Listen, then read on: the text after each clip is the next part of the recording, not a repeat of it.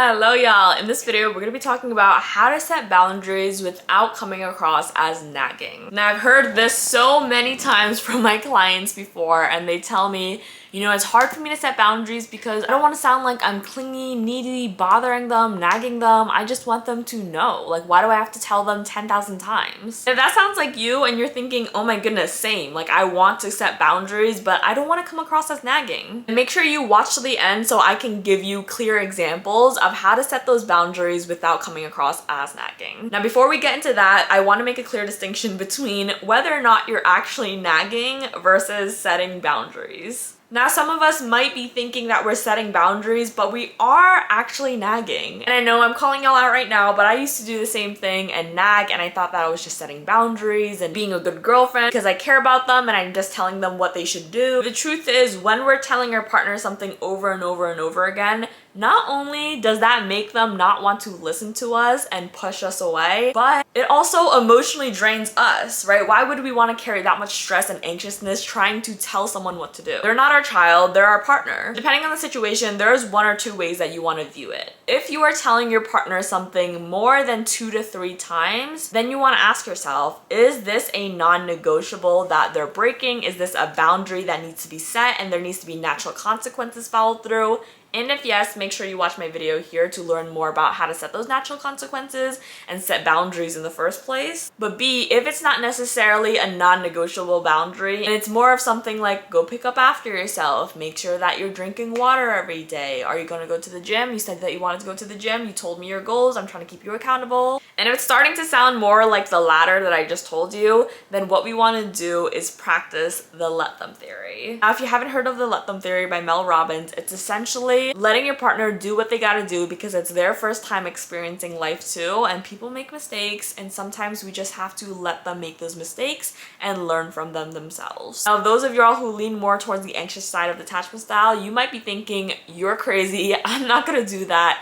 That's odd. But the truth is there's only so much that we can control, and their actions is not one of them. Instead of being so focused on what they should be doing in their life, how they should be doing something exactly the right moment in the very specific time in a very specific way, focus on being okay with some of the uncertainty, with some of the going with the flow. And instead of focusing on their actions, focus on your actions. How are you also bettering your life in the same exact way? How are you regulating your emotions so you're not reacting instead of responding, them triggering you? Of course, like I said, if it is a non-negotiable boundary that they're breaking and you have to tell them something over and over again, then it's most likely that they're disrespecting you and you want to make sure you're stern about that boundary and set those natural consequences. Or maybe y'all aren't as compatible as you thought. At the end of the day, you have to remember boundaries isn't about telling the other person what to do. It's not, you have to listen to me, it's my way or the highway, and if you don't do it, then you're disrespecting my boundary. That's being controlling, okay? Boundaries is actually the exact opposite. It's telling them, hey, this is how I want you to treat me because it's my standard. I'm not okay with you disrespecting me by yelling at me like that when we're feeling upset.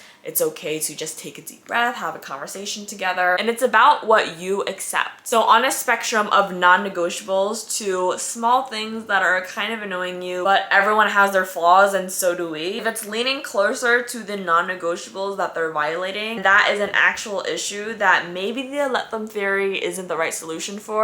But if it's leaning closer to the other side where it's like little pet peeves, small things, flaws that we also have, being okay with just letting go of control.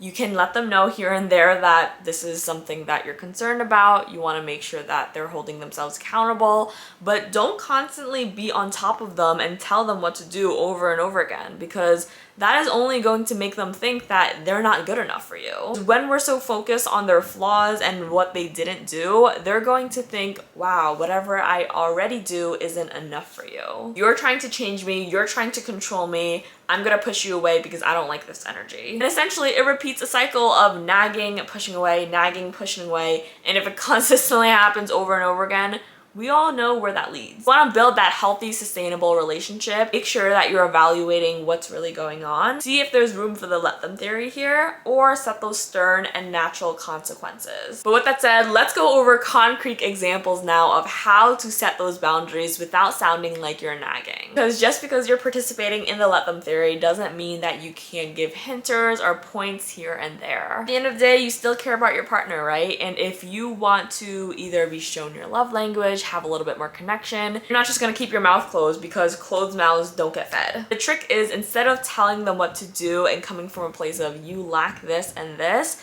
focus on what they are doing good. So essentially, this should be a habit of positive reinforcement. And for my psychology nerds, yes, I'm talking about B.F. Skinner. During the times where they're tidying up, they're cleaning up, maybe you're irritated at that point and you're thinking, oh, finally they're cleaning up. Oh my gosh, thank the Lord. And you tell them that and you're like, oh my gosh, while you're cleaning up for once. When they receive that energy, all they're thinking of is, oh my goodness, like, why are you having such a negative reaction when I'm doing something? I don't even want to do it anymore because now it's sounding like you're being condescending.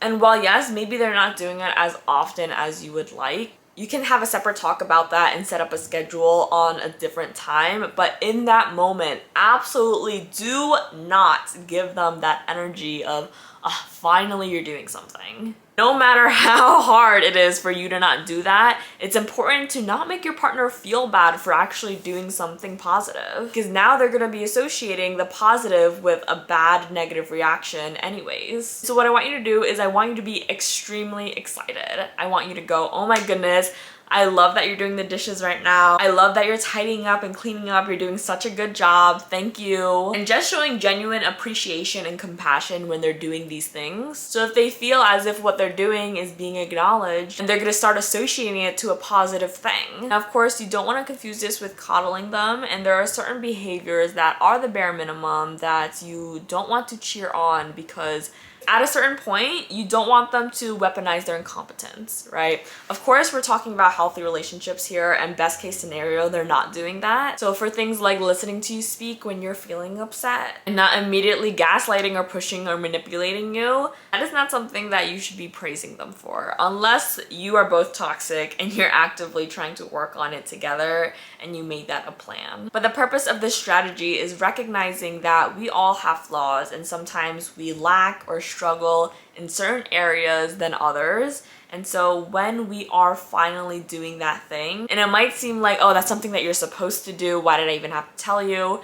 It can feel very hard, and you don't want to have that negative energy, especially when it took you a while to do it in the first place. It feels good to be appreciated in that moment. Before I give you another strategy, I want to bring it back to childhood so we get a little bit more perspective on this, right? Because a lot of times the way that we might be nagging, telling them what to do over and over again, you might find yourself feeling like this is a familiar dynamic. Most likely it's because you've heard or seen the same thing growing up. Maybe it was your dad or your mom or your grandparents or your siblings constantly nagging and telling you what to do. And in those moments, what were you thinking? Were you thinking, oh my goodness, like they just care about me, even though they said they did, and maybe now you know that they do? Probably not.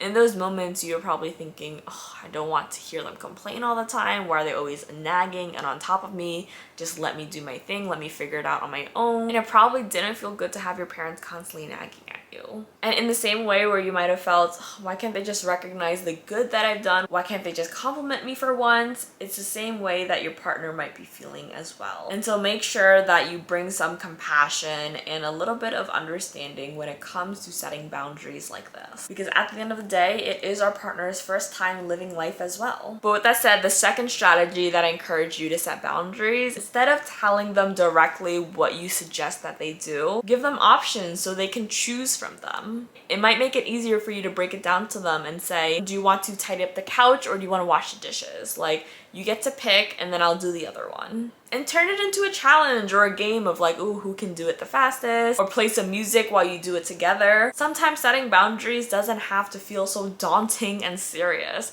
They can also be playful and little hints of teasing the other person. Of course, when you're talking about something serious, you do want to eliminate the playfulness and let them know. by your tone of voice and body language that this is serious. But as you can tell, boundaries is a very nuanced concept. There's different types of boundaries, different degrees of how intense the boundary is, whether it's a non-negotiable or just a little pet peeve. And so the more you practice and the more you talk with your partner, the clearer it's gonna be. But I hope this helped, and if you want to dive more in depth with how to set boundaries and work with me one-on-one, you could click the link in the description below, book a free one-on-one call with me where I'll map out your next steps. That said, I hope this helps. Comment down below if you have any more questions about boundaries or what strategy you like to use when setting boundaries with your partner. Like and subscribe, and as always, you got this.